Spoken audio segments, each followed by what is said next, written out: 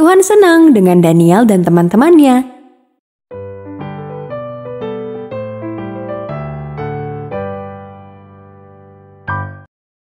Halo adik-adik semuanya. Cerita Alkitab anak-anak hari ini berjudul Daniel, Hananya, Misael, dan Azaria. Ayat hafalannya terdapat di dalam 1 Korintus 10 ayat 31. Mari kita baca ayat hafalannya bersama-sama ya. Jika engkau makan atau jika engkau minum, atau jika engkau melakukan sesuatu yang lain, lakukanlah semuanya itu untuk kemuliaan Allah. Bayangkan adik-adik sangat lapar dan adik-adik diundang ke sebuah jamuan makan. Adik-adik duduk di meja makan dan adik-adik mendapati anggur yang memabukkan dan makanan haram yang adik-adik tahu seharusnya tidak adik-adik konsumsi. Apa yang akan adik-adik lakukan? Masalah itu dihadapi Daniel dan ketiga temannya loh adik-adik. Mari kita lihat apa yang mereka lakukan. Tentara Raja Nebukadnezar telah menyerbu dan menaklukkan Yehuda. Semua pemuda dari keluarga kerajaan dan keluarga penting lainnya telah dibawa ke Babel. Daniel, Hananya, Azaria, dan Misael termasuk pemuda Ibrani yang dibawa ke sana. Kerajaan Nebukadnezar sangat besar. Raja mengetahui bahwa para tawanan Ibrani memiliki banyak kemampuan.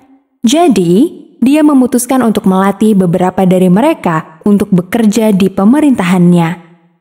Mereka dapat membantu memerintah beberapa bagian dari kerajaannya yang luas. Namun pertama-tama, mereka harus mempelajari segala sesuatu terkait Babel. Mereka perlu belajar bahasanya. Mereka juga harus belajar hal-hal yang dilakukan di Babel. Daniel dan ketiga temannya tahu bahwa mereka akan melayani raja, tetapi mereka memutuskan untuk mengutamakan Tuhan dalam hidup mereka. Mereka akan melayaninya terlebih dahulu, apapun yang terjadi. Ada begitu banyak hal baru dan menarik untuk dilihat di Babel. Kuil besar untuk menyembah berhala ada di mana-mana. Mereka juga melihat taman yang dinaungi oleh pohon-pohon aneh dan tumbuhan berbunga yang menggantung. Kota-kota Babel benar-benar indah. Setelah perjalanan panjang mereka, semua orang menantikan santapan pertama mereka di Babel. Mereka harus makan makanan terbaik. Makanan yang sama yang disajikan di meja makan raja.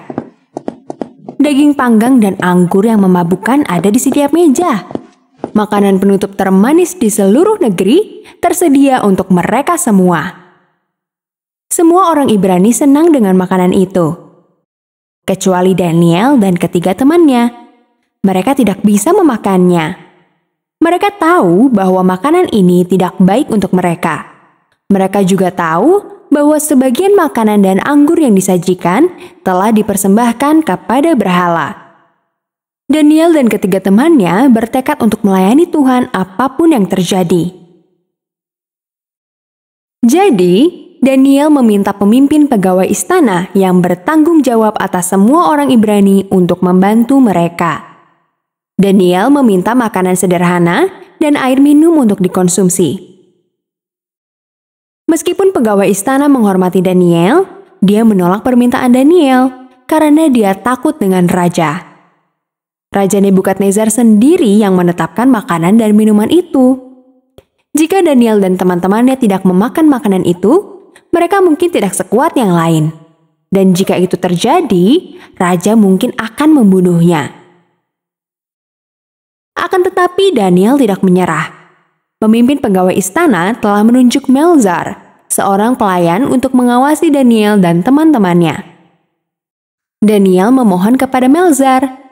"Ujilah kami," kata Daniel. "Biarkanlah kami makan sayur dan minum air selama 10 hari. Jika kami tidak sesehat yang lain, perlakukanlah kami sesukamu." Pelayan itu setuju.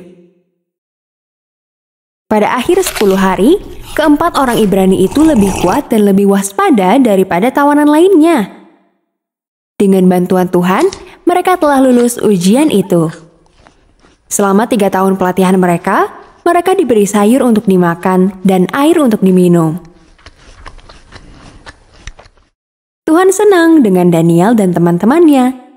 Alkitab mengatakan, Tuhan membantu mereka dalam pembelajaran mereka. Dia memberi mereka kebijaksanaan dan pengertian.